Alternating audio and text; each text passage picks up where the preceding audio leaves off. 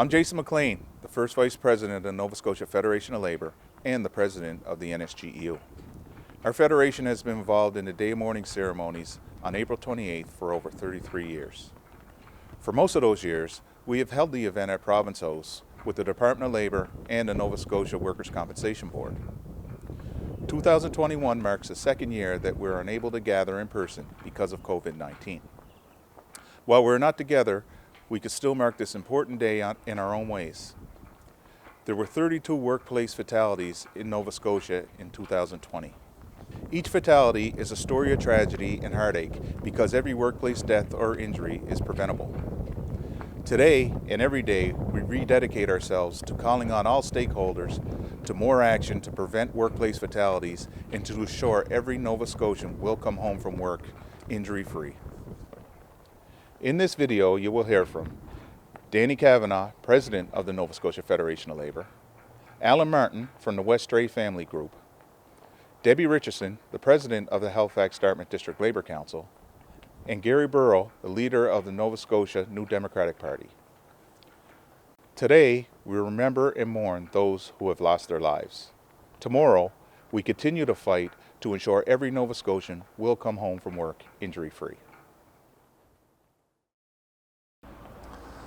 Every year on April the 28th, workers, families, employers, and others come together at events held around the province to remember those who have lost their lives on the job and to renew our commitment to creating safer workplaces. This year's Day of Mourning is again happening at a time when we cannot be together in person, but we can still recognize those who we have lost. In 2020, 32 workers died at or because of work. 32 families suffered the loss of a family member because of work, a devastating reminder about the importance of workplace safety. The reality is that every year between 900 and 1,000 workers die at work in Canada. Over the last 22 years, more than 20,000 workers have lost their lives to work-related causes. Most of these deaths are preventable. The number of fatalities in 2020 reminds us just how much work remains. The Day of Mourning gives us an opportunity to remember the workers we lost and to renew our dedication to protecting others. This is never an easy day, but it's especially difficult this year because of the pandemic. We want to express our solidarity and support for all workers who are continuing to offer essential public services despite the risk to their health and to that of their families. More than ever, this crisis highlights a need for us to stand together for safe working conditions. We know that with employers, our unions, and our health and safety partners, we can work towards ensuring every worker returns home safe at the end of the workday. But our call goes beyond that. We urge all employers to keep all workplaces safe and healthy all of the time. Governments must make sure that they have the strictest laws and the best prevention strategies, the best enforcement that we can have. We will not relent on our dedication to safe workplaces, and on this Day of Mourning, we reaffirm our solidarity and commitment to workplace health and safety. As we mourn the dead, we pledge to fight for the living. April the 28th is a day to pause, to reflect and renew our commitment to health and safety and prevention right across Nova Scotia. Today, let's reaffirm our commitment to make sure all workers come home safe at the end of their day. My name is Alan Martin. I'm a West Stray Families member, and I am a trustee of the Memorial Park where I'm standing now. In a few short weeks, we're going to be observing the 29th anniversary of the West Stray explosion. And 29 years later, it's obvious to me that the West Stray bill is not being taken seriously. It's not being applied properly. And in large part, in my opinion, that is due to a lack of government will. They should be pushing this. They should be educating the regulatory bodies and the investigative bodies so that they know and understand why this bill is here and how it should be applied. And it's just so frustrating that it takes so long to get anything done when it comes to workers. The whole process, 29 years fighting continuously, all the labor organizations, the Federation of Labor, the United Steelworkers, the Westray families, all of us, all the unions, everybody is trying to get help. And that's all we're asking for. We're asking for something, we're not asking for something we're not entitled to. Everybody deserves to come home at the end of the day from their workplace safe, sound, and healthy.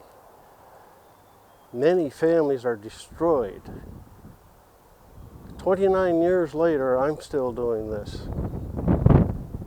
It's not enjoyable, but it has to be done. Someone has to do it. The day of mourning is a case in point.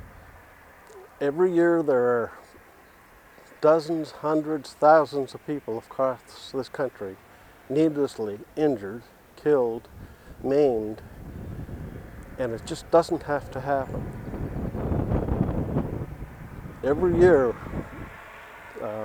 officials stand up and say how awful it is and something should be done, but nobody ever does. Lots of talk, little action. It's not right. Hello, my name is Debbie Richardson and I'm the president of the Halifax, Dartmouth and District Labor Council. Each year on April 28th, we pause to remember those who lost their lives or were injured at work. This past year has provided even more challenges to workers due to the pandemic. In addition to normal safety practices, mask wearing, physical distancing, and enhanced cleaning protocols became the daily norm. We owe a debt of gratitude to the frontline workers. They treated the sick, took care of our elderly, taught our children, kept food on the shelves, and so much more. Despite the heroic efforts of our healthcare workers, the pandemic has exposed the serious flaws in our healthcare and long-term care systems. We must all work together to correct this. Although we are again unable to have an in-person event, on April 28th at 11 a.m., please stop for a moment's silence to pay your respects, not only to those who lost their lives or were injured on the job, but those we have lost this year to the pandemic. On April 28th, we mourn the dead, but every day we fight for the living. We mark today the 37th annual observance of the Day of Mourning in Nova Scotia, and we are doing that on a year when in our province there's been no shortage of things to mourn. We stand diminished before tragedies in the fishery, in the Bay of Fundy, off Cheticamp, by the murders of 2 home care workers in the mass shootings of last April, by the deaths of service personnel and police while serving in the line of duty, and by the loss of all others, often from chronic conditions due to prolonged, unsafe exposures. The pandemic has also shown very clearly that the world of the entire range of frontline workers can often be a place of danger and sacrifice and risk. And so the Day of Mourning places our responsibilities before us very clearly to build a society where no one is financially forced to undertake work that is not tenable or safe, to ensure that the full force of the law is brought to bear on any employer who prioritizes production over the safety of their people, and to work towards the day when everybody has the protection of a union. We mark these truths today in memory, in solidarity, in hope.